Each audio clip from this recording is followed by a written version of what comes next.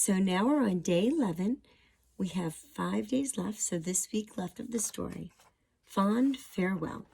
Honestly, Jane, we'll hardly be gone any time at all, Larry said a few days later. The two were standing in the driveway watching the taxicab driver load the suitcases, one for Larry and one for Strongheart. Jane's eyes swelled, and Larry handed her his handkerchief again. I know. It's just a 2-week publicity tour, she said, and sniffled. What's 2 weeks? The blink of an eye, a blip of time. So why can't I dry up? She blew her nose loudly. I feel like I'm saying goodbye to my own family. Well, we are family, Larry replied. Jane sucked in her breath. Her eyes shone.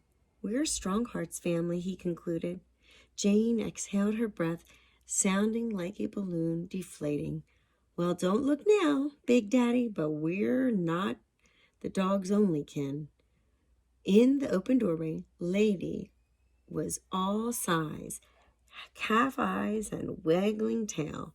Every so often, Strongheart turned and touched her neck with his muzzle. He has taken a shine to her, admitted Larry. A shine? You really know your onions. Well, what's that supposed to mean? It's obvious, began Jane. The taxi driver honked. Gotta go, erupted Larry. He gave Jane's hand a brisk shake. We'll call from New York. Climbing into the taxi, he whistled for the dog. Strongheart gave Lady's ear one last lick. Then he grabbed his ball and hopped into the back seat, too. Larry leaned out the car window. Oh, and Jane?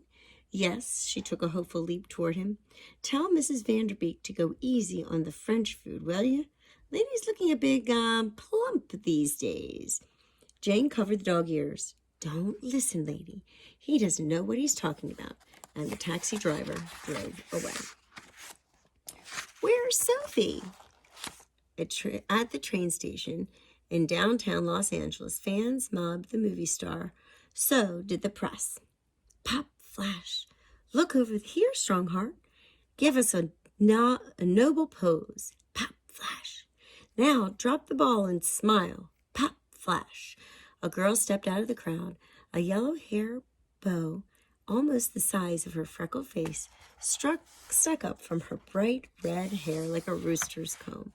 Behind her stood a woman in a plumed hat and a short man with a bulbous nose.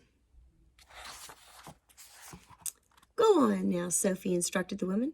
Give nice doggy a kiss. Sophie shook her head. Go ahead, do it. Just like we said, urged the man. Strongheart raised his muzzle and sniffed the air. A ridge of hair rose along his spine.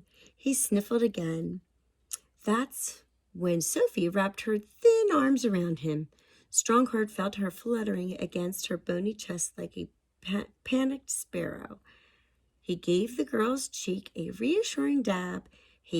She hugged him tighter. Then she bent down and scooped up his ball. Brr, woof. Toss it to him, said Larry. You can do it, coaxed the woman. The girl's face crumpled. Go on, said the man. Then Sophie darted from the couple to the ball in her hand, and then she wound it up and heaved it.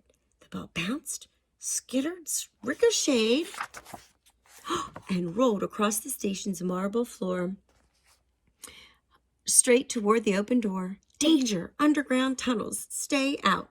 For a moment, it wobbled on the edge of the top step, and then bump, bump, squeak. It vanished into the pitched back blackness. Strongheart darted after it. I'll get it, cried Sophie, yellow bow flopping. She dashed after the ball. Baby girl, come back, yelled the woman. Stop, shouted the reporters. Don't go down there, cried Larry. At the open door, Sophie paused for a second, squinting into the darkness. Then she squared her tiny shoulders and plunged down the stairs. The woman screamed, She's gone into the tunnel! Oh, my precious little Sophie, somebody save her! And Strongheart, he sprang into action. Plowing through the crowd, he hurtled across the station. No, Strongheart, wait! Larry lurched forward. Ignoring the command, Strongheart dove into the darkness too. Larry reached the doorway seconds later. Bring a flashlight, somebody, bring a flashlight. The crowd pressed around him, gazing into the inky abyss. There was a hush.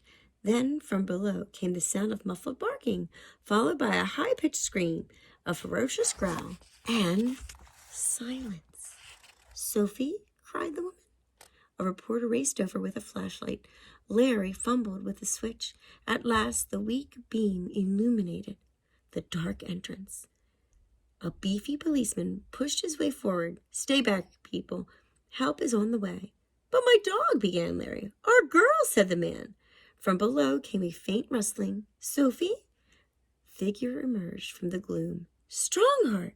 His ears lay flat, his tail drooped, and in his mouth he carried a yellow bow. From it trailed a single strand of bright red hair. And we're going to stop there to see what happens tomorrow.